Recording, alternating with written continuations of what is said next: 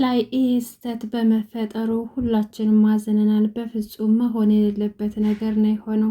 ዳጊ በመቸኮል ጽዮንን መርዟታል። ነገር ግን ጽዮን ህይወቷ ይተርፋል ወይስ አይተርፍም የሚለውን አብረን የምናይ ይሆናል። ግን በጣም ከባድ ስህተት ነው የሰራው። በጭራሽ እስከነ ክፋቷ መመረዝ አልነበረባትም። በነገራችን ላይ የዚህ ገጸ ባህሪ አሁን ላይ በጣም ደባሪ ነው። ልክ እንደ ድሮ መጥፎ ነበረች። ልክ እንደዛ ብሶባት ነው እንደውም የመጣችው። በእርግጥ ብዙ ነገር ደርሶባታል። ቢሆንም ግን በዚህ ልክ እንደዚህ መሆን አልነበረባትም። ዋናው ነገር በህይወት እንደምተርፍ ትልቅ ተስፋ አለን። በመጀመሪያ ይቅርታ ከመጠየቋ በፊት ዳግም ተናዶ እንደዛ ቢያደርግባትም ነገር ግን ይቅርታ ጠይቃቸው ኤፍራታንና ገነትን ካቀፈቻቸው በኋላ ይቅርታ ከጠየቀች በኋላ እንዳትጠጣው ማድረግ ነበረበት። ወይም ደግሞ ከዛም በኋላ ውሃውን ከወሰደችው የተመረዘውን ውሃ ከወሰደችውን በኋላ መናገር ነበረበት። ነገር ግን እሱ ዝምታ መርጧል ማለት ነው። ይሄ ደግሞ ስህተት ነው። መጨረሻውን እምናይ ይሆናል። ያፌት እንግዲህ ከታገተበት ወጥቶ አምልጦ ሂዷል። አቤልን በቦታው አግቶት ዘግቶበት አምልጦ ሂዷል። አቤል ግን ስልክ ሊደውል ቢሞክርም ስልካቸው ሊሰራለት አልቻለም። ናታን ሊመልስለት አልቻለም። ሌላ ሰው ጋር ቢሞክር ማንም ሰው ስልክ ሊያነሳለት አልቻለም። ነገር ግን ያፌት ከዛ አካባቢ ጠፍቷል። አሁን እዚህ ጋር ያፌት ከታገተበት ከወጣ በኋላ ምን የሚያደርግ ይመስላችኋል? መቼም ናታንን ይቅርታ የሚያደርግለት ወይም ደግሞ የሚመራው አይመስልም። ምክንያቱም ናታን አሁን ላይ የበፊቱ ናታን ሳይሆን በጣም በፊት የምናውቀው በጣም የዋህና ይቅር ባይ ለሰዎች ኗሪ ነበር። አሁን ላይ ግን ያ ተቀይሮ ከደረሰበት ችግርም አኳያም ቢሆን በጣም መጥፎ ሆኗል። ያፌትን ሞቶ እንደተቀበረ አስመስሎ እሱ ግን አግቶ ሲያሰቃየው ነበረ። እብድ እንዲሆን አእምሮ እንዲስት በቃ ራሱን እንዳያውቅ ለማድረግ ሲሞክር ነበር። ግን ያፌት በጣም ብልጥና ብልህ ስለሆነ መድኃኒቱን በስነ ስርዓት የሚሰጡትን ሳይጠቀም እየደበቀ ራሱን አትርፏል። ነገር ግን ዛሬ ከታገተበትና ሲሰቃይበት ከኖረው አምልጦ ሄዷል። አቤልን ያመጣውን ምግብ በራሱ እንዲበላ አድርጎ ቁልፉን ቀምቶት ዘግቶበት ጠፍቶ ሄዳል። ከዛም በኋላ መቼስ በቀጥታ የሚሄደው ናታን ጋር ነው። ናታን ደግሞ ያላሰበው ነገር ገጥሞታል። አሁን ላይ ያፌትም አምልጦ ጠፋ። ሲቀጥል ደግሞ ፂም ደግሞ እንደዛ በመሆኗ እህቱ እንደዛ እንደሆነች እንደተመረዘች እና ህይወቷ አደጋ ላይ እንደሆነ ሲሰማ ሁሉም ነገር ድብልቅልቅ ነው የሚልበት። መጨረሻውስ ምንድን ነው የሚሆነው? ያፌት ከዛ ወጥቶ የናታንን ህይወት ያልሆነ ነገር ነው የሚያደርገው። እንደ አዲስ ምስቅልቅሉ ነው የሚያወጣውና እንደኛ እንደ ተመልካች ያፌት እና ናታን ይቅርታ ተባብለው ፍቅር ቢሆኑ ልክ እንደ ወንድማማቾች ወንድምና ወንድም ሆነው የወንድማዊ ፍቅርን እያሳዩ ቢሰሩ ተባብረው ቢሰሩ ደስ ይለናል። ነገር ግን ናታን ትልቅ ስህተት ስለሰራ ያፌት ላይ እንደዛ ማድረግ አልነበረበትም። ግን ያፌት አሁን ወጥቷል። ጭራሽም ሰላም አይሰጠውም ለናታን። መጨረሻውን አብረን የምናይ ይሆናል። ሰላም ሰላም! ውድና የተከበራችሁ የቻናል ቤተሰቦች እንኳን ደህና መጣችሁ። ለዚህ ቻናል አዲስ ከሆናችሁ ሰብስክራይብ ማድረጋችሁ እንዳትረሱ። ተወዳጁ ሐረግ ድራማ እንደቀጠለ ይገኛል።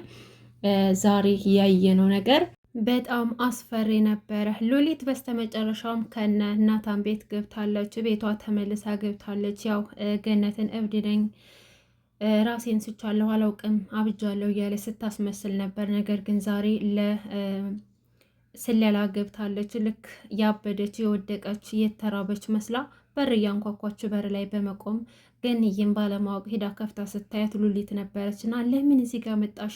ደግሞ ሰሞኑን በጣም እግር እያበዛሽ ነው። እዚህ ጋር መምጣት የለብሽም። ቢያውሽ እኮ እኔንም ችግር ውስጥ ትከችኛለሽ እያለ ስጮባት ነበረ። ነገር ግን እዛ ተስለምልማ ወድቃ ስታያት ገነት በጣም ደንግጣ ስለነበረ እንደምንም ብላ ታነሳታለች። ሉሊት ግን አውቃ የራሷን የሳተች መስላ ስትጫናት ነበረ እንድትከብዳት። እውነተኛ ራሷን የሳተ ሰው አስመስላ ገኒን ስታስቸግራት ነበር። እና ገኒን በድንጋጤ ቀጥ ብላ ወደ ቤት ነበር የወሰደቻት። እና እቤቱና ደግሞ እያንዳንዱን የሚፈጠረውን ነገር ትከታተላለች ማለት ነው። እናም እዛ በገባችበት አጋጣሚ ነበረ ፂን ወድቃ ስታያት ገንዬ በጣም እየጮኸች አረ እርዱኝ እርዱኝ እያለች የጮኸችው። እናም ድንገት አቤል ከችላል። አቤል ገብቶ ሳያት በጣም በአፏ ኮረፋት እየወጣ ወድቃ ትንፋሿም አልነበረም። እንዴ ግን ትንፋሿ እኮ የለም ምንም እየተነፈሰች አይደለም እያለ ጽዬ ተነሺ ንቂ ጽዬ እንዴት ይሄ ሊሆን ቻለ? ማን ነው እንደዚህ አረገሽ? እያለም ሲጠይቅ ነበረ። እና ገንዬም በድንጋጤ እየጮኸች እባክህ አንሳትና ወደ ሆስፒታል እንውሰዳት እያለች ስጨቀጭቀው አንስቷት ወደ ሆስፒታል ይሄዳሉ። ሎሌት ግን እዛው ቤት ነበረች። ቃል ደግሞ እህቱን ከኤፍራታ ጋር ጓደኛ እንድትሆን ጠይቋታል። ቆይ ሰውዬ ለምንድን ነው የሚፈልገው? ምንድን ነው የሚፈልገው ከኤፍራታ? በፍቅር ፈልጓት ነው ወይስ ደግሞ ከናኤፍ ተልኮ አለው? ማለትም ኤፍራታና ናኤፍ እህትና ወንድም ስለሆኑ እሱ ደግሞ ለቃል ዘመዱ ስለሆነ ምናልባት ተልኮ ሊኖረው ይችላል ነው ወይስ ደግሞ ኤፍራታን በፍቅር ይፈልጋታል? ምንም ግልጽ አልሆነም። ምክንያቱም አንዲት ባለትዳር ሴት እንዴት ሊወዳት ይችላል? ምንድን ነው ያለው ተልኮ? መቼም ኤፍራታ ባለትዳር እንደሆነች አውቋል። የናታን ሚስት እንደሆነችም አውቋል። እናም ከዛም በፊት ደግሞ ፂን ጎትቶ ወስዶ ስለ ኤፍራታ ሲጠይቃት ነበር። ገንዘብ እንደሚሰጣትና ያለባትን ዕዳ እንደሚከፍልላትና ስለ ኤፍራታ ያለውን ነገር እንድትነግረው ሲጠይቃት እሷም ደግሞ በሀሳቡ ተስማምታ ኤፍራታ የወንድሟ ሚስት እንደሆነችና ከዛ በፊት ደግሞ የሌላኛው ወንድሟ ሚስት እንደሆነች ነገረችው።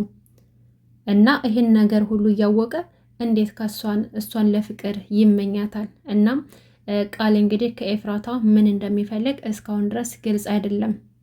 አሁን ላይ ፂን ሳይሆን ፂንም እዛ መጠጥ ቤት እየጠጣ እየሰከረ ስመጣ እሱ ነበር በድብቅ የሚያመጣት የሚከታተላት የነበረው። አሁን ደግሞ ኤፍራታን ነው የሚፈልገው። በግልጽ ኤፍራታን ነው እየፈለገ ያለው እና እህቱም ፂን እንድትቀርባትና ጓደኛዋ እንድትሆን የፈለገው ስለ ኤፍራታ ለማወቅ ነበር። አሁን ደግሞ ሀሳቡን ቀይሮ ኤፍራታ ጋር ጓደኛ እንድትሆን ጠይቋታል። እሷ ደግሞ ከኪሱ ሳታይ ፎቶውን አውጥታ የኤፍራታን ፎቶ ስታይ ምንድናት እች ሴት? ምንድነው ከወንድም የምትፈልገው? እሱስ ከእሷ ምንድነው የሚፈልገው? እውነትም ወዷት ነው ወይስ ደግሞ አይደለም? ደግሞ ሀዘንተኛ ትመስላለች። ምንድን ነው እየተፈጠረ ያለው ነገር ብላ እህቱ ፎቶውን ወስዳ ትመራመራለች።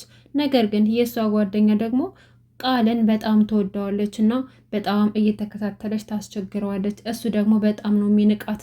በዙሪያው እሷን ማየት አይፈልግም እና ከዚህ በፊት እንዳየነው በአጠገቤ እንዳላይሽ ስትከታተይኝ አይችሻለሁ። ምንድን ነው ከኔ የምፈልጊው? ሴት ልጅ ነሽ፣ ክብርሽን ጠብቂ እያለም ሲነግራት ነበር። እንደ እውነቱ ከሆነ ልጅቷ በጣም ታበዛዋለች። ሳይፈልጋት በግድ ፈልገኝ ብላ በቃ እሷ ስለወደደችው ብቻ እሱ ከእሷ ጋር እንዲሆን ትፈልጋለች። እሱ ደግሞ በጭራሽ ቸክ አያደርጋትም። ምክንያቱም አሁን ላይ ፍላጎቱ ኤፍራታ ናት። ኤፍራታን ግን ለምን እንደሚፈልጋት ግልጽ አልሆነልንም ለሁላችንም። መቼስ በፍቅር ፈልጓት እንደማይሆን ተስፋለን። ወይም ደግሞ ሌላ ተልእኮም ሊኖረው ይችላል፣ አይታወቅም። እናም እሱን ደግሞ መጨረሻውን የምናይ ይሆናል። ዛሬ ደግሞ ይባስ ብላ እህቱን ለምና ኤፍራታ ጋር ለመቀራረብ ወይም ደግሞ ጓደኛ ለመሆን እቤታቸው የጽ ጓደኛ ነኝ ብላ ሰበብ አግኝታ እዛ ቤት ልትገባ እንደምትሄድ ስትነግራት እቤት ቀርታ ቃልን ምግብ ሰርታ እንደምታበላውና በቃ የምትፈልገው ነገር እንደምታሳካ ነበረ እቅዷ። ነገር ግን ሻይ አፍልታ ሻዩ ላይ በሚጠጣው ሻይ ላይ መድኃኒት አድርጋ የእንቅልፍ መድኃኒት ሰጥተዋለች። እናም ቃል ደግሞ ያንን መድኃኒት ሳያውቅ ሻዩን ጠጥቶታል።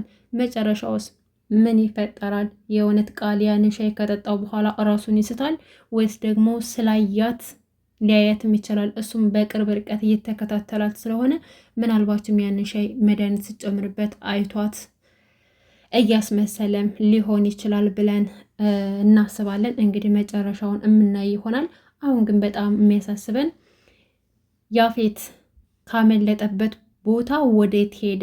ቀጥታ ወደ ናታን ሄዶ ነው ስልክ የማያነሳው። ምክንያቱም አቤል ወደ ናታን ሲደውል ስልኩ አይሰራም ነበረ። አቤል ግን ስልኩ አልሰራለት ሲል ቢያንስ እንኳን ሜሴጅ መላክ ይችል ነበር። እሱ ግን ክፈቱልኝ እያለ ስልክ ከመሞከርና በር ከመደብደብ ውጭ ምንም አማራጭ አልነበረውም። ግን ካለበት ወጥቶ ወደ ቤት መጥቷልና እዛ ሲደርስ ደግሞ ያላሰቡት ነገር ገጥሟቸው ይዛ ተዘርራ ወድቃ ነበረ።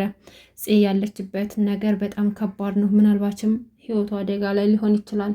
እናም ደግሞ መሞት የለባትም ጽዮን፣ በጭራሽ መሞት የለባትም።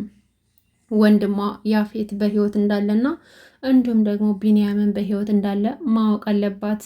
ምንም እንኳን ቢንያም ያው ቢጎዳትም ታማኝ ባይሆንም ከሃዲ ቢሆንም መኖሩን ግን በህይወት እንዳለ ማወቅ አለባት ብዬ አምናለሁኝ። እና እናንተስ ደግሞ ተመልካቾች ምን ትላላችሁ? ሀሳብ አስተያየታችሁን ኮሜንት ላይ ጻፉልን። ለዚህ ቻናል አዲስ ከሆናችሁ ሰብስክራይብ እያደረጋችሁ አበረታቱን። ቻናሉ አዲስ ነው ማለት ነው። እስካሁን አብራችሁ ስለቆያችሁ ከልብ እያመሰገንኩኝ ለዛሬ ያስኩላችሁ ሐረግ ድራማ ይሄን ይመስል ነበረ። በቀጣይ ክፍል እስከምንገናኝ ድረስ በያላችሁበት ሰላማችሁ ይብዛ። እናመሰግናለን።